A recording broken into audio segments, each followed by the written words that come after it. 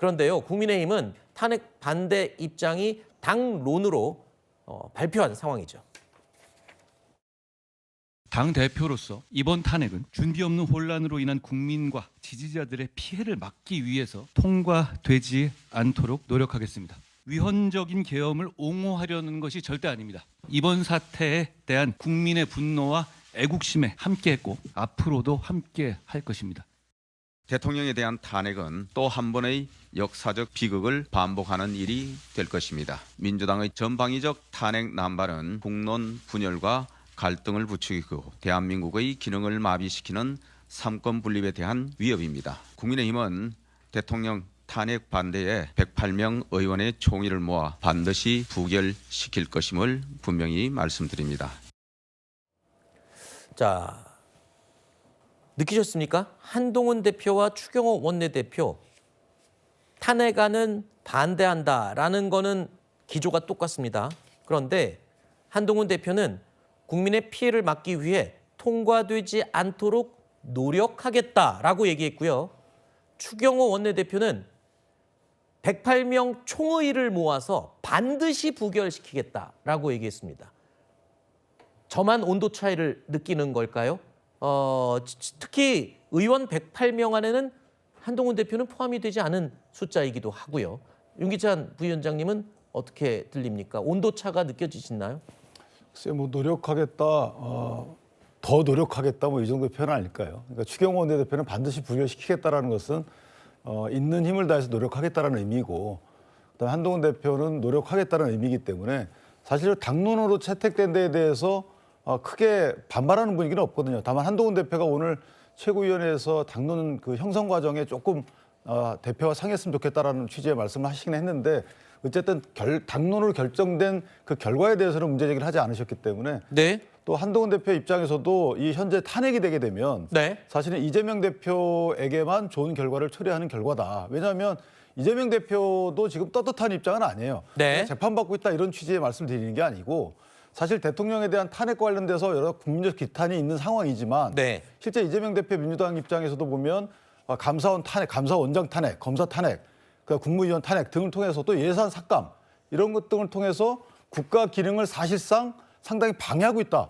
이것에 대해서는 국민적 기탄이 있는 상황이거든요. 그렇기 네. 때문에 저는 탄핵만이 사실 현 정국을 수습하는 길은 아니다. 이런 데 당론이 일치해 있다 이렇게 생각합니다. 알겠습니다.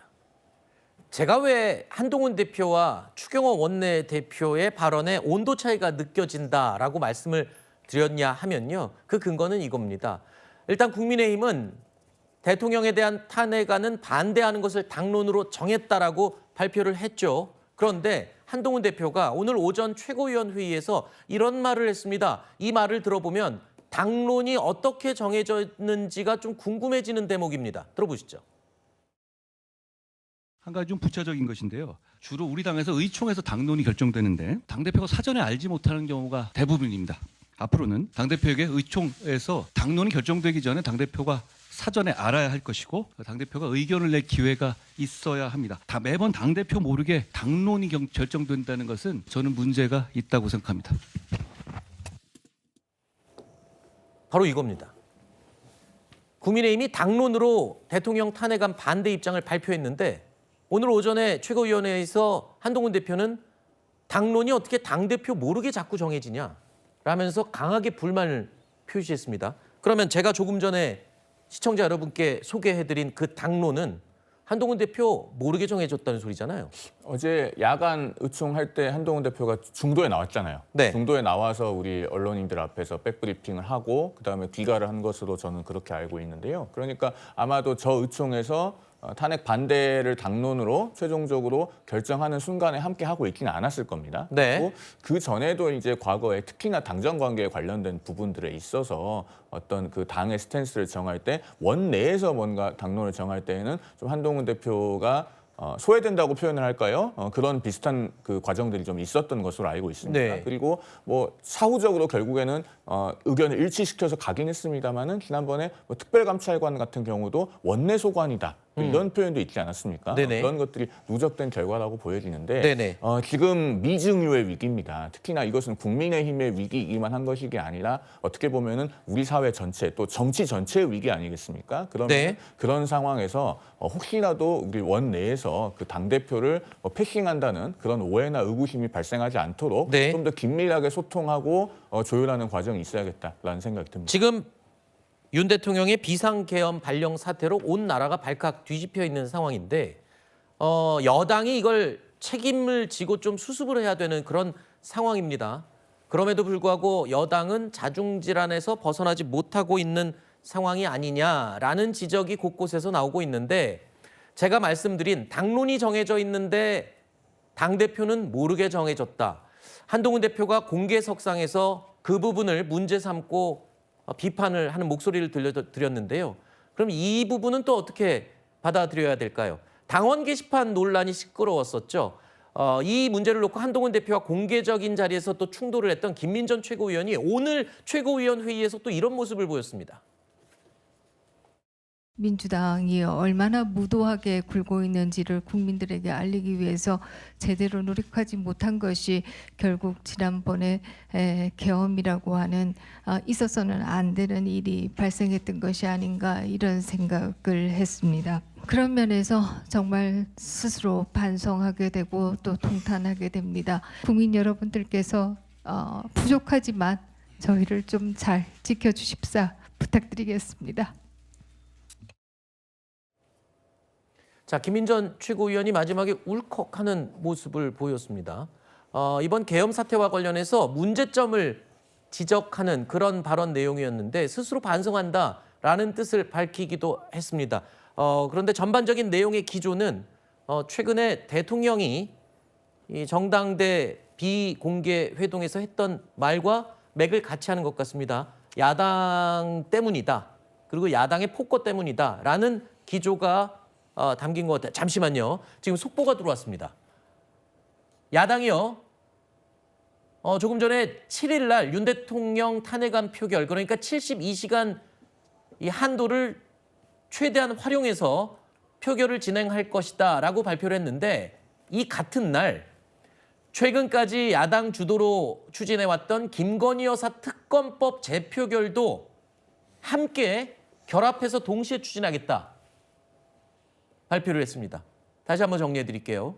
민주당이 윤석열 대통령 탄핵안 표결, 어제 국회 본회의 보고를 마치고 이제 표결을 앞두고 있는데 72시간 이내 이 남은 시간을 모두 활용해서 여당 의원들을 좀 설득해 볼까라고 하는 상황인데 같은 날 김건희 여사 특검법 표결도 함께 진행하겠다.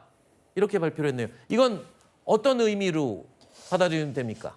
그러니까 일단 지금 보면 국민의힘이 어떤 전향적인 태도를 보일 거라고 기대를 했는데 그런 부분에서 전혀 이 기대가 충족되지 않는 모습을 보여주고 있어요. 그래서 저걸로 압박을 해서 좀 굉장히 참여를 강경하게 요구하는 나가는 건가요? 것 같습니다. 네, 우리가 앞에서 다뤘던 주제기도 했는데 이 어떤 검사 탄핵이나 아니면 감사원장 탄핵 이런 부분도 원래는 전면적으로 보류를 했었거든요. 네. 근데 이게 국민의힘이 그 당론으로 대통령 탄핵에 반대한다라는 것을 이제 정하고 나서부터 급선회를 하게 된 겁니다. 네. 그러니까 민주당 입장에서는 어느 정도의 시간은 주겠지만 오래 끌 이유도 없고 오래 기다릴 이유도 없다. 그리고 국민들과 우리는 함께 간다라고 이야기를 하고 있기 때문에 네. 국민의힘이 민심과 함께 가지 못하는 모습을 보인다라고 한다면 민주당 입장에서도 더 많은 시간을 줄 이유나 명분이 없는 상황인 거죠. 네. 그래서 국민의힘은 어찌됐든 결정의 순간에 놓인 겁니다. 기로에 놓인 겁니다. 뭐 탄핵을 반대한다라고 이야기를 했고 심지어는 내부에서는 대통령의 탈당에 대해서도 합의점을 이루지 못하는 이런 자중질환의 모습, 우왕좌왕의 모습을 보이고 있는 만큼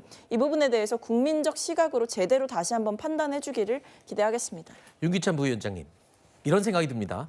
자, 7일 날 있을 대통령 탄핵안 표결, 야당 입장에서는 8표 확보가 조금 힘들어진 상황이 아니냐라는 판단이 가능한 상황에서 김건희 여사 특검법 재표결을 거기다가 같이 결합해서 진행한다는 거는 사실 한동훈 대표가 김건희 여사 특검법에 대해서는 묘한 가능성을 남기는 발언들을 최근에 많이 해왔지 않습니까? 그렇기 때문에 친한계 의원들을 향해서 뭔가 제스처, 메시지를 보내는 게 아니냐. 저렇게 결합을 해서 그러니까 저도 같은 생각을 했는데요. 네. 사실 이제 이미 정해진 일정이었잖아요. 그러니까 국회 일정을 고무줄 일정처럼 네. 본인들 마음대로 하고 계신 거죠. 어쨌든 뭐 본인들이 정했으니까 저것은 통상 국회 일정은 여당하고 합의해서 하잖아요. 네. 지금 그런 합의 협의가 없어요, 아예. 글쎄요, 아무리 다수당이라 하더라도 본회의 일정 자체를 저렇게 마음대로 한다, 상정할 의안 자체를 유감을 일단 먼저 표하고 그다음에 주신 말씀처럼 지금 특검법 탄핵과 관련돼서 이제 정족수 확보에 어려움이 겪고 있기 때문에 그보다 상대적으로 조금 여당 내에 인식차가 있는 그렇죠. 김건희 여사 특검법에 대해서 동시에 상정함으로써 같은 날 상정함으로써 좀 뭐 이끌어내겠다라는 것인데 저는 개인적으로 김건희 여사의 특검법이 특검법 상정이 그 탄핵 그 표결에 영향을 미치지 않는다고 보는 것이 자, 그건 그거고 지금 탄핵과 관련돼서는 이게 개파와 상관없이 다음 정부를 어떻게 가져올 수 있느냐, 다음 정부를 정권 재창출할 수 있느냐 여부와 관련된 거기 때문에 거기에 대한 인식인 것이거든요. 이게 옳고 그름에 대한 판단을 떠난 거기 때문에 저는 개인적으로 저 부분과 연동시킨다고 해서 결과가 달라질 것 같지는 않다. 알겠습니다. 제가 왜 이 질문을 드렸냐 하면 김건희 여사 특검법과 관련해서는 이 계엄 사태가 터지기 전까지만 해도 국민의힘 내부에서 온도차가 좀 많이 나는 걸 느꼈었는데 자, 이 야당 입장에서는 대통령 탄핵안 표결을 위해서 김건희 여사 특검법까지 함께 결합해서 진행하겠다.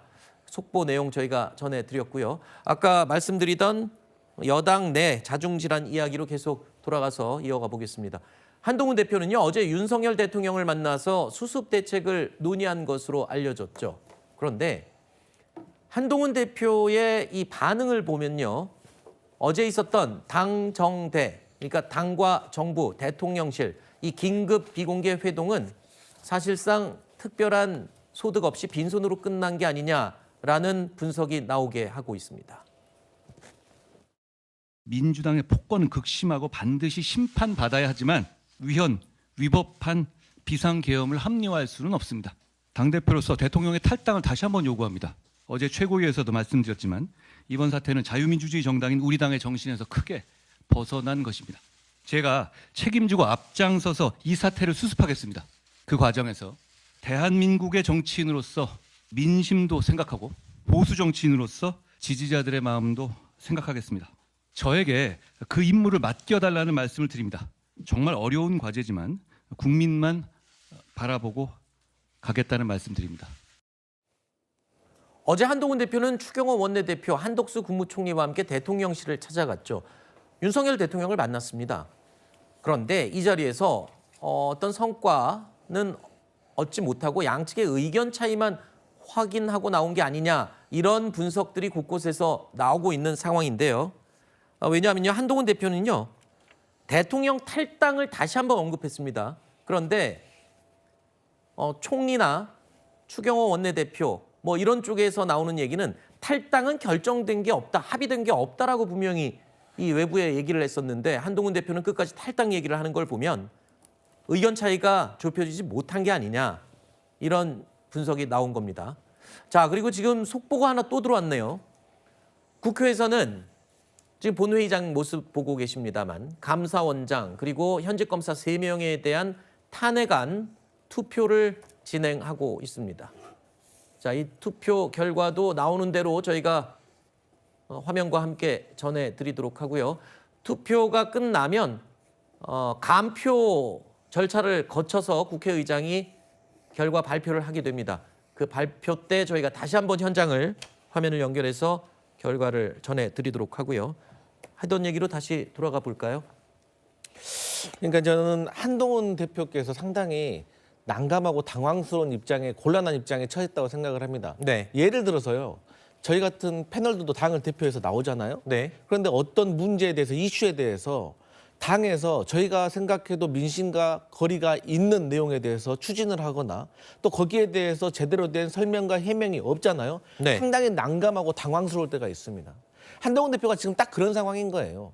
그러니까 비상계엄이라는 초유의 사건이 일어났는데 당 대표에게는 아무런 상의도 하지 않고 알 수도 없었고 또 후에 들어보니까 본인을 또 체포까지 하려고 했다는 이런 사실들을 알게 되고 또 계엄을 해제하자고 요구를 하고 있을 때 그 박주민 의원이 그러더라고요. 본회의장에서 들었는데 친한계 의원들이 친윤계 의원들한테 빨리 본회의장을 오라고 하는데 안 온다는 거예요. 그래서 화내고 싸우는 통화도 들었다고 오늘 아침 인터뷰에서 제가 들었거든요. 그러니까 한동훈 대표로서는 그나마 이 상황을 좀 해결하고 정리하기 위해서 대통령의 탄핵보다는 탈당이라는 나름대로의 어떤 합의선을 찾아서 어제 당정대가 만났는데 대통령께서는 아직까지도 지금까지도 왜 계엄을 발령할 수밖에 없었는지에 대해서 설명도 제대로 안 해주시고 네. 탈당에도 경로하고 대노했다는 또 이런 언론 보도가 있거든요. 이게 진실인지 모르겠지만 네. 그러니까 한동훈 대표로서는 그럼에도 불구하고 당 대표이기 때문에